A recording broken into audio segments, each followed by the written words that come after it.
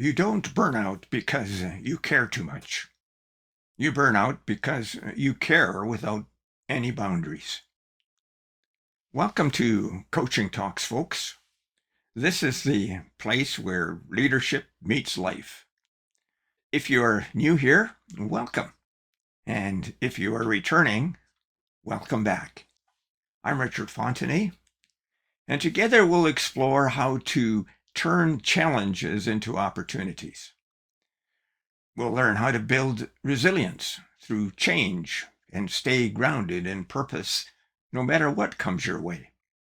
Now, these are real conversations for people who want to lead, live, and grow with intention.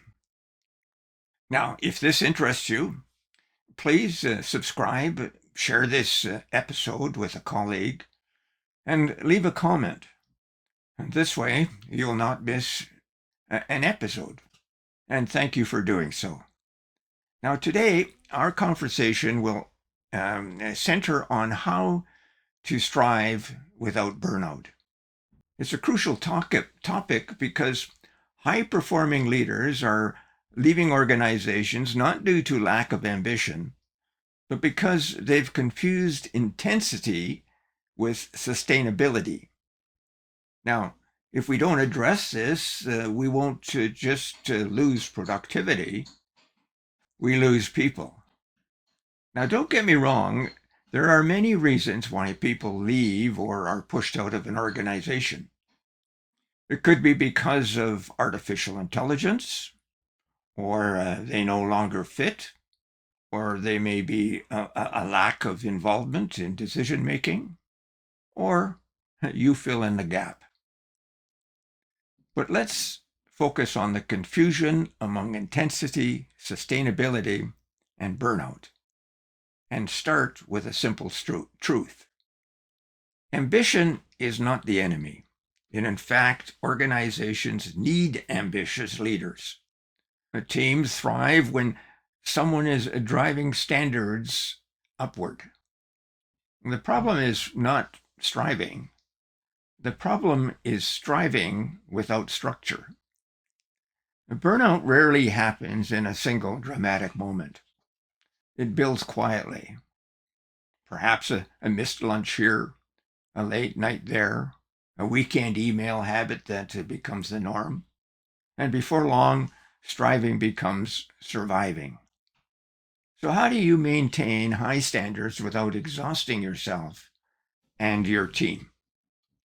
Well, I want to walk you through 5 leadership strategies that allow you to pursue excellence while protecting energy, morale, and long-term performance.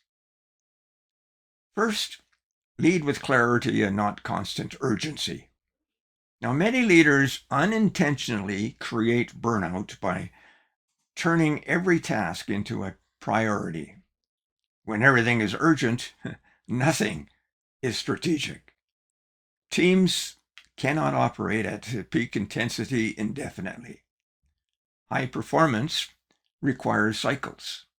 And clarity means defining what truly matters this quarter, this month, this week. It means saying, this is what we need to do right now.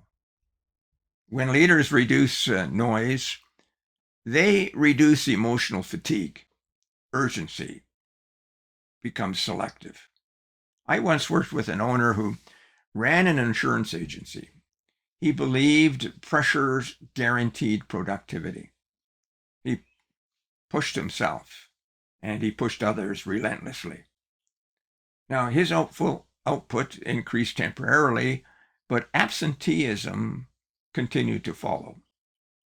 And once he narrowed focus to 3 key operational priorities and eliminated constant firefighting, productivity stabilized and life improved for him and for others.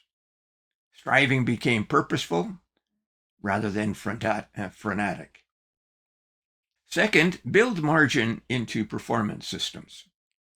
Now, margin is not laziness. Margin is shock absorption. And what do I mean by margin?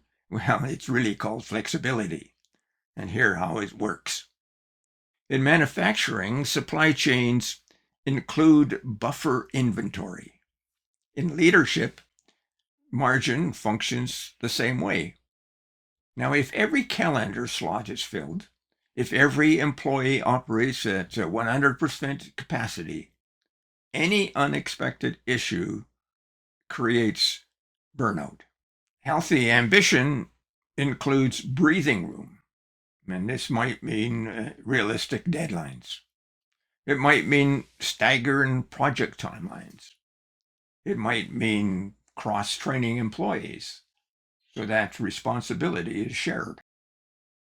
A national director I once coached implemented several strategies to deal with overextension. Teams still performed at fairly high levels, but his rhythm that he promoted included decompression via exercise rooms, flex days, and quarterly celebrations. The results did not decline, but engagement rose. Third, redefine productivity beyond visible busyness.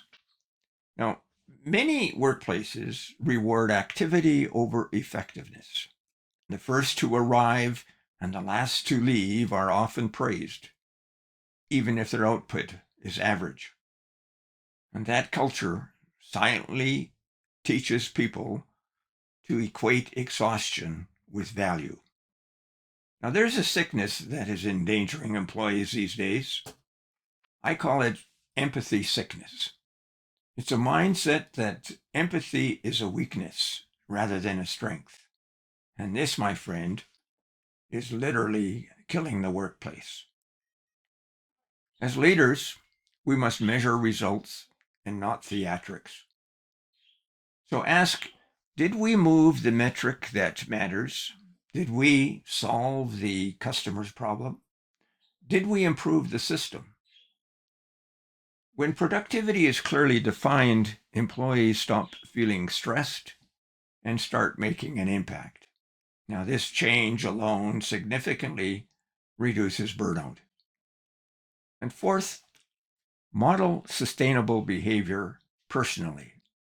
Now, your team will follow your example more than your policies. Now, if you preach work-life balance but send emails at midnight, your team hears the email. If you encourage vacation but never take one yourself, your team always stays plugged in. Leadership credibility is behavioral. One executive I worked with blocked family dinner on his public calendar. He felt he left his office in a consistent hour and except when emergency arose. At first, he worried about appearing less committed. Instead, his team respected him more. They too felt permission to build healthy boundaries, and performance did not stop. It improved because people were rested. And fifth, align ambition with meaning. Burnout accelerates when effort feels disconnected from purpose. People can withstand tough times when they understand why their work is important. Leaders need to keep linking everyday tasks to bigger goals, not just with slogans, but with stories. How did this project improve a customer's life? How did this efficiency save jobs? How does this innovation position the company for greater stability? When ambition is connected to meaning, it energizes rather than depletes. Let me share a story that brings these strategies together. A mid-sized dealership experienced high supervisor turnover rate. The CEO believed it was due to pay and blamed the competition. But exit interviews painted a different picture. Supervisors felt trapped in constant firefighting. There were no clear goals, no room for error, and no time to recover. The leadership team introduced quarterly focus themes. They invited a number of initiatives and placed them in a priority grid. They trained managers on delegation skills. They established non-negotiable downtime policies after peak seasons. And within 12 months, supervisor retention improved significantly. And more importantly, revenue grew modestly, but sustainability increased greatly. The culture shifted from survival mode to stability. Now, here's the key lesson. Burnout is not proof of commitment. It shows an imbalance. Ambition should be balanced with contentment, not complacency, but confident steadiness. When leaders are secure within themselves, they don't lead teams through anxiety. They lead with vision. In traditional workplaces, this balance appears in practical ways: clear job descriptions, strong performance reviews, encouragement linked to personal growth rather than comparison, and recognition that honors contributions without glamorizing overwork. And in your personal leadership journey, it manifests as disciplined reflection. Regularly ask yourself, am I leading from pressure or from purpose? Am I extending capacity or draining it? Striving without burnout requires self-awareness. Now, let me leave you with a simple framework you can apply this week. Number one, identify one habit where urgency is routine and replace it with really what matters. Number two, identify one place where margin or flexibility is missing and create breathing room. And number three, identify one behavior you exhibit that unintentionally causes exhaustion and make it visible and then change it. Now, these are small shifts with significant impact. High standards and healthy cultures are not mutually exclusive. And in fact, sustainable excellence is the only kind that endures. And if you want your team to succeed in the long run, you need to move past the myth that constant pressure equals progress. So strive boldly, but build wisely. Your organization does not need leaders who burn brightly and then fade quickly. It needs leaders who endure.